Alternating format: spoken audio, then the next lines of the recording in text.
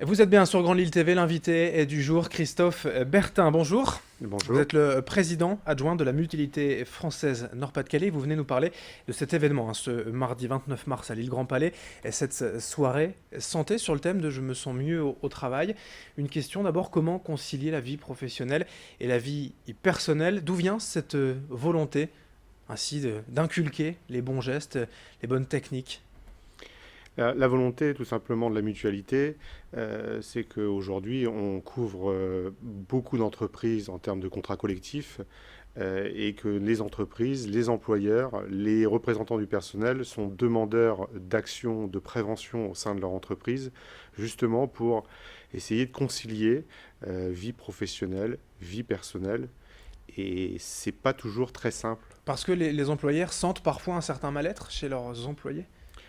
Les employeurs aujourd'hui ont un peu une logique à l'américaine, c'est-à-dire que good health is good business. Bonne santé des salariés, ça génère de bonnes affaires.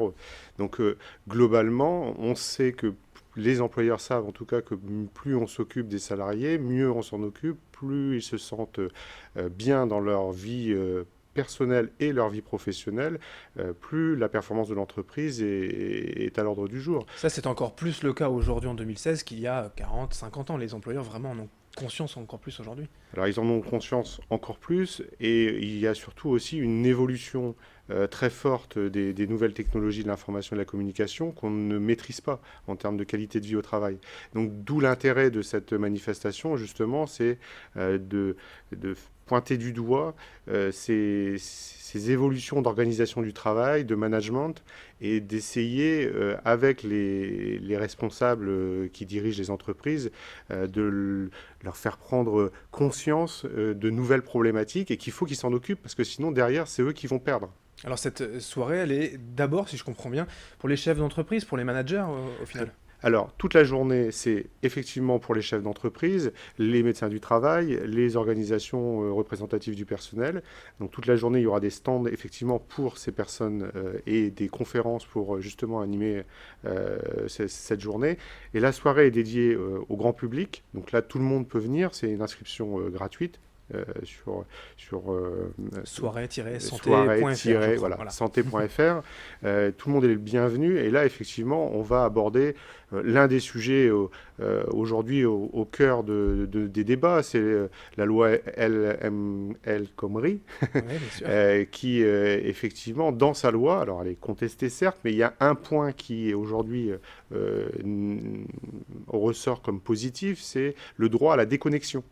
C'est-à-dire que on espère que cette loi aboutisse et que derrière, ça oblige à la fois les représentants du personnel et les employeurs à discuter de ces problématiques d'usage du téléphone portable, d'usage des tablettes. Je rappelle que les téléphones portables, il y en a aujourd'hui 6 fois plus qu'en 2008. C'est pouvoir couper en fait son téléphone, ou en tout cas son réseau, une fois que l'on rentre à la maison, le week-end ou autre, quoi. Voilà, ou si c'est pas le couper, en tout cas c'est organiser ces demandes de l'employeur qui peuvent être vécues comme difficiles par le salarié. Ouais. Euh, Des mails parfois reçus en pleine nuit ou autres, qui voilà, peuvent par être exemple. donné comme du harcèlement. Enfin, en tout cas, c'est un grand mot, mais c'est en tout cas, voilà, ces intervenants, du coup, seront là, du coup, pour en parler toute la journée. Si on peut en citer quelques-uns, voilà, qui Bah, sont-ils et quelles sont leurs spécialités? les intervenants, c'est tel l'ARACT, qui est l'agence régionale d'aménagement et des conditions de travail, par exemple, qui justement travaille sur ces problématiques-là, mais aussi des chefs d'entreprise qui peuvent justement témoigner Ouais. de ce qu'ils ont réalisé dans leur entreprise pour améliorer les choses. Donc voilà, donc là, on aura ces échanges et ces débats pour qu'on puisse tous être au même niveau de connaissance et de compréhension. Et alors, le soir, pour le grand public, il y aura des stands d'associations partenaires qui vont, par exemple, là, nous apprendre les bons gestes, les bonnes postures, aussi ce que l'on peut faire pour être mieux physiquement au travail. Alors, il y aura des stands. Alors là, je vous amène à les découvrir. Je ne vais pas vous citer forcément.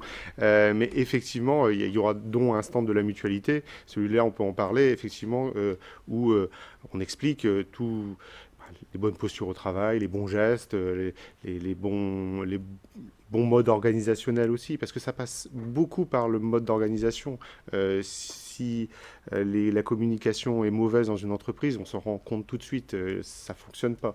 Donc l'organisation aujourd'hui est primordiale dans une entreprise. Et derrière, effectivement, après, à chacun, chaque personne a des compétences individuelles qu'il doit mettre en place. Donc effectivement, prendre des temps de pause. C'est pas forcément à l'employeur de vous dire à quel moment vous devez prendre un temps de pause. Quand vous êtes fatigué, il vaut mieux le prendre. C'est la responsabilité même des Voilà. employés eux-mêmes.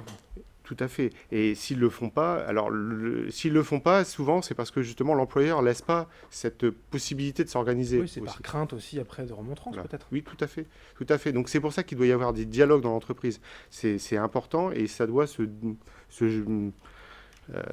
démultiplier pour justement gagner en efficacité. L'idée en fait de cette journée, voilà, de concilier vie professionnelle, vie personnelle, poser une question bête, mais c'est pas forcément de travailler moins, c'est d'essayer de travailler mieux ou en tout cas en meilleure collaboration. C'est ni de travailler moins, ni de travailler mieux, je vais dire, c'est de se dire, je rentre dans l'entreprise, c'est pas une contrainte, je me sens bien dans ce que je fais. Il n'y a rien de pire pour une personne et c'est là où on parle de burn-out. Souvent, la personne n'arrive plus à pousser la porte de l'entreprise. C'est terrible. Je veux dire, vous pouvez avoir des moments difficiles dans une vie. Il y a des moments plus, des moments moins. Voilà.